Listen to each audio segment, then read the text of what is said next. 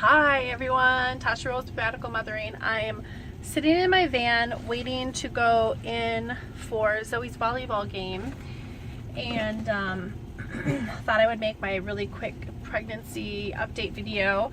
15 weeks today, feeling really good. Have been feeling the baby move for a lot of weeks now, since probably around week 9.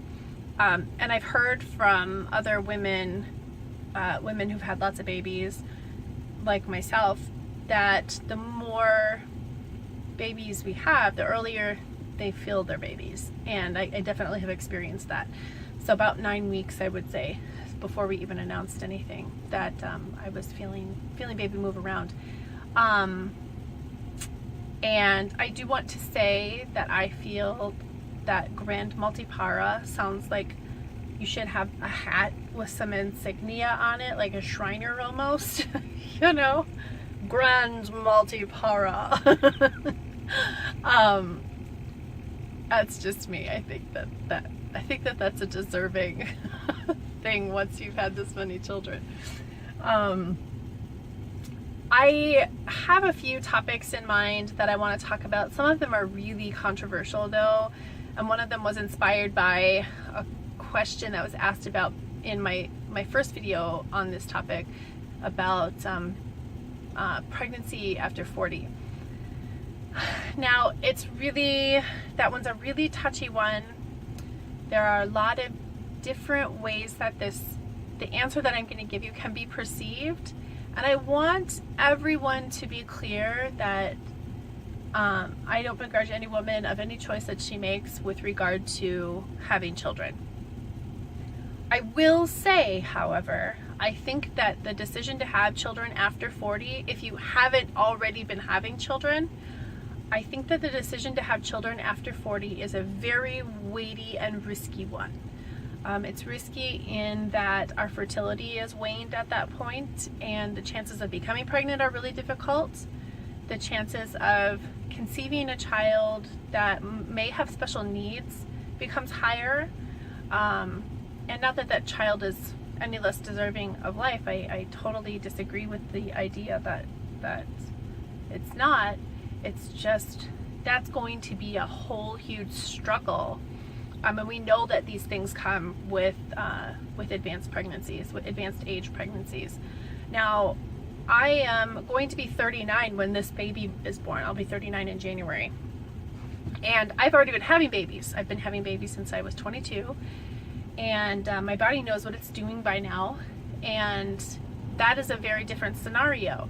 I will say that it is still difficult. I am having aches and pains that I've never had in pregnancy before, or felt as early in pregnancy before.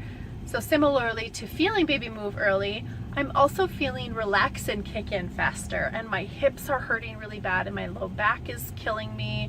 I just crunched my back here before I started the video, and it felt so good, and I know that I'm going to need to do it about 5 more times today,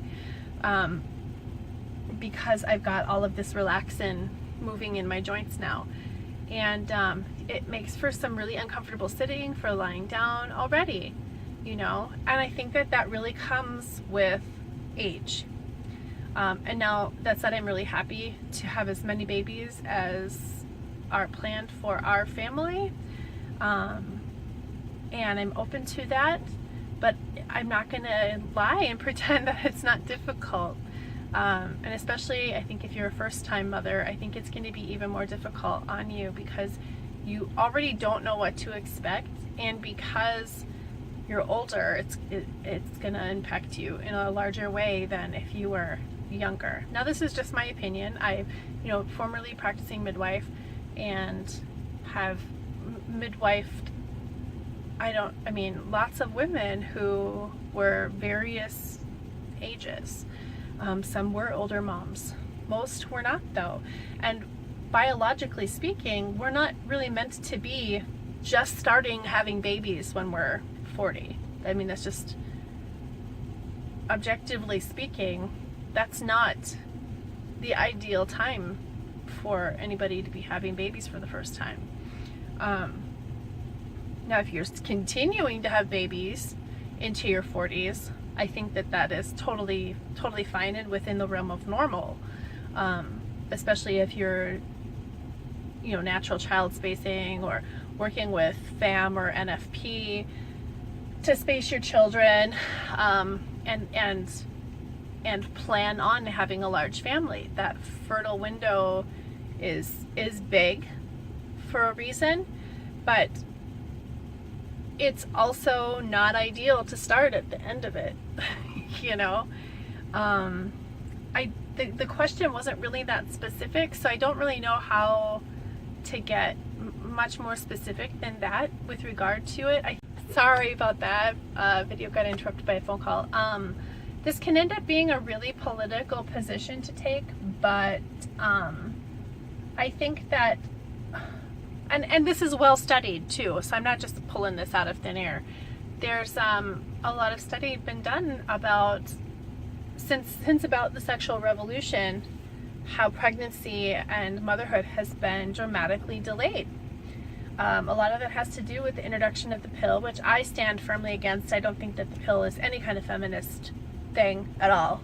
And I have a lot of reasons for that too that I'll probably end up going over, because I plan on doing a video on birth control and talking a lot about fertility awareness method and natural family planning and hormonal birth control and non-hormonal birth control and contraception in general. So I'll go into it in greater detail then, but as to why I don't think that the pill is very feminist, a very feminist thing at all. I think that it has been a big cultural experiment, honestly, to it's part of this whole disassociation from our bodies, and we see this disassociation from our bodies in so many different ways, in so many different movements, that I really am not going to go into in this video. But you heard me say in the very first video I did on this that part of the reason why I give birth the way that I do and have pregnancy the way that I do is because of how we have been so detached from our bodies as women. And it's been a societal thing. Like, this has been something that culture has done. And I think it is directly related to the sexual revolution and directly related to the advent of the pill. And I think that it's a real big con job done to women, that suggests that we should be delaying pregnancy in favor of career if we want to have children. It's not healthier for us, it's not healthier for our children, and I don't think it's overall healthier for society. I don't know if that's quite the answer that the person asking the question was looking for. And these again are just, they're my thoughts and opinions on the matter, and you're welcome to disagree. If you have disagreements or you want to talk about different points in the comments, please do. I'm open to listening and opening to parsing out the discussion even more. Generally speaking, if you're already having babies though, birth after 40 is totally reasonable. If you're just starting, I don't think it's reasonable, and I think that it's damaging for your body and for your baby potentially. So that's it. I really don't want to upset people, but at the same time, I'm not gonna not speak these opinions, because they're all part and parcel to the reasons why I do what I do with regard to pregnancy and childbirth and raising my children and whatnot. So if you have questions, comments, etc., leave them in the box below. If you like the video, thumbs up, and subscribe if you are not already a subscriber and want to hear more. And of course, hit that bell if you want instant notifications, if you're that eager to hear my sometimes not well thought out opinions. I will be back next week with more on this topic, and then of course I've got all of my trying to do daily videos. We're getting there, but working on it. I will see you guys next week when we have 16 weeks, and if you have a specific topic that you want to discuss with regard to pregnancy and birth, please let me know. I am so open to it. It's one of my favorite topics to discuss, is pregnancy and childbirth and women's reproductive health. And yeah, so that's it. I feel like I rambled through this thing, and I'm really, really sorry. I'm also kind of distracted trying to pay attention to when the game is going to start so I can get into the building. So, okay, I'll see you guys next time. Bye-bye.